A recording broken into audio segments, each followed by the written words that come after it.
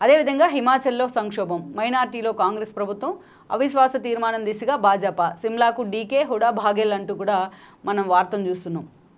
ఎప్పుడైతే రాజ్యసభ ఎన్నికలు తెర మీదకి వచ్చాయో 3 రాష్ట్రాల్లో, ప్రత్యేకించి అటు కర్ణాటక కావచ్చు అండ్ యూపీ కావచ్చు అండ్ దెన్ ఇక్కడ హిమాచల్ ప్రదేశ్లో కావచ్చు, యాక్చువల్గా ఇక్కడ ఉంది ఒక సీటే, కానీ ఆ స్థాయిలో ఒక సంక్షోభానికి అయితే హిమాచల్ ప్రదేశ్లో జరిగిన రాజ్యసభ ఎన్నికలు అయితే మాత్రం కారణమయ్యాయి.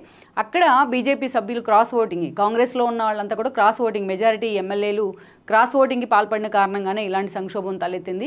అదే ఈ రోజున అటు ఈ సంక్షోభాన్ని పరిష్కరించేందుకు ఏకంగా ప్రభుత్వం మీద అవిశ్వాస తీర్మానం పెట్టేందుకు కూడా బీజేపీ సిద్ధమవుతూ వస్తుంది ఈ రోజున కాంగ్రెస్ ప్రభుత్వం మీద.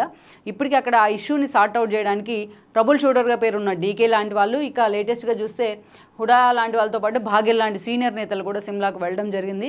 సో మొత్తానికైతే ఈ సర్కార్ మరి ఈ పరిస్థితి నుంచి ఎంతవరకు కూడా బయటపడుతుందా లేదనే చూడాలి. నేను మొత్తం చూస్తే అటు మొత్తం దేశవ్యాప్తంగా జాతీయ ఛానల్స్ అన్నిట్లో కూడా ఇదే అంశం హైలైట్ అవుతూ వచ్చింది. అక్కడ శుక్లా తను చేయాల్సి వస్తుందా రాజీనామా అనే అంశాన్ని కూడా ప్రధానంగా హైలైట్ చేస్తున్నారు. సో ఈ వార్తనైతే ఈరోజు చూస్తున్నాం. ఇంకా మెయిన్ పేజెస్ అన్నిట్లో కూడా ప్రధాన వార్తాపత్రికలు కూడా ఈ వార్త ప్రధానంగా హైలైట్ చేసే ప్రయత్నం అయితే జరిగింది. మరి డీకే లాంటి వాళ్ళు పూర్తి స్థాయిలో అక్కడ ఫోకస్ పెట్టిన కారణంగా కాంగ్రెస్ ప్రభుత్వం నిలబడుతుందా, లేకపోతే బీజేపీ మాత్రం ఇప్పుడు జరిగిన పరిణామాలతో ప్రజెంట్ ఆ ఇష్యూని సార్ట్అవుట్ చేసే ప్రయత్నం అయితే జరిగింది కాంగ్రెస్ వైపు నుంచి.